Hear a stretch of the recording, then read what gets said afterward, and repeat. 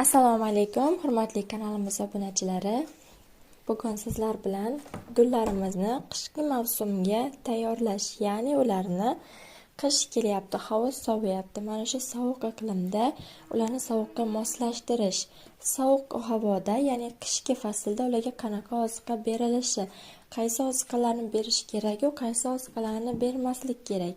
Ba'zi oziqalarimiz bor, ya'ni gullarimiz uchun o'xotlar bor, ularni tarkibini ozgincha kamaytirishimiz kerak yoki o'sha oziqani berishni birmuncha to'xtatib turishimiz kerak bo'ladi. Hozir bularni hammasini batafsil sizlarga aytib o'taman. Mana hozir qish faslimiz yaqinlashib kelyapti. Qish faslida gullarimizga oziqa berish yoz, bahor, kuz oylariga nisbatan birozgina kamaytiriladi. Kamaytiriladigan oziqalarni ham o'zini turlari bor. Ba'zi oziqalarimiz esa gullarga juda ham kerakli bo'ladi. Ularni berish tartibi ko'paytiriladi. Ya'ni vaqti bahor, yoz oylarida bir oyda bir marta berilgan oziqalarni qish oyida 2 martaga o'tkazsangiz bo'ladi. Bular qaysi oziqalar? Bular asosan gullarimiz uchun go'ng hisoblanadi. Ya'ni go'ng bu oziqamiz qishki mavsumda, ya'ni havo sovib ketgan paytda gullarga oz miqdorda bir oyda 2 marta qo'llab tursangiz, o'sha bir oyda 2 marta qo'llanilgan oziqani orasi bir-biriga 15 kunni farq qiladi. Mana shu 15 kun oralig'ida go'ng gullarimizni ildizini mustahkamlaydi, sovuqqa chidamliligini oshiradi. Va o'z nomi bilan o'z muhitida, ya'ni gulning tomirlari ildiz holatida issiq holatni saqlab turadi. Ya'ni o'z gulning o'ziga kerakli bo'lgan temperaturani ishlab turadi va tashqi tomondan keladigan sovuqni gulning tanasiga, barglariga, ildiziga yetib borishini biroz kamaytiradi. Go'ng bu barcha gullarimiz uchun qo'llaniladigan oziqa hisoblanadi. Ba'zi gullarimiz uchun esa bir oyda bir marta bersangiz bo'ladi. Bular ya'ni asosan ona mehri gullarimiz, shunga o'xshash, ya'ni quyoshni sevadigan, bahoriy oziqalarni ko'p iste'mol qiladigan gullarimizga qishki mavsumda go'ngni bir oyda bir marta qo'llaysiz.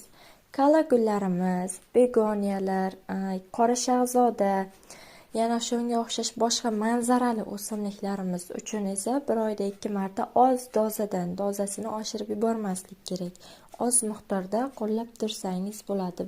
Bular ham gullar uchun juda ham kerakli oziqa. Gullarimiz uchun yana go'ngdan tashqari qo'llaniladigan oziqamiz bu gumi hisoblanadi. Gumi barcha dorixonalar, ya'ni vit aptekalarda topiladigan oziqa hisoblanadi. Undan oz miqdorda tayyorlab olib, ya'ni o'rtacha 3 litrlik suv bankasini aytsak, 3 litr suvga gumidan oz miqdorda olib aralashtirish kerak. Ya'ni suvning rangi o'ta qora rangga kirib ketmasligi kerak, o'rtacha rang bo'lishi kerak.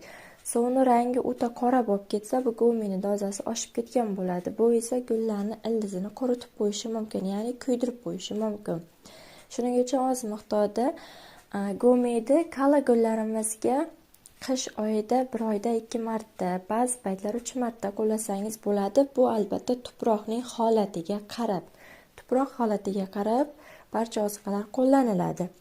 Misol uchun, birinchi oy, noyabr oyi gulga oziqa berdingiz, dekabr oyi gulga oziqa bermay turasiz. Bir oyda bir marta toza suv bilan gullarning orasini oziqa berish vaqtini uzaytirish kerak.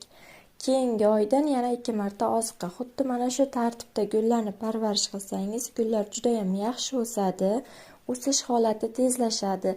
Qish oylarida ham jozibali gullash holatlarini namoyon qilishi mumkin. Ya'ni oziqa berish tartibini, muhitlarini bir me'yorga qo'yib olsangiz, gullar o'z muddatida gullashi, o'sishi, tomir yoyishi ham juda ham tezlashadi va sog'lom, baquvvat bo'lib o'sadi.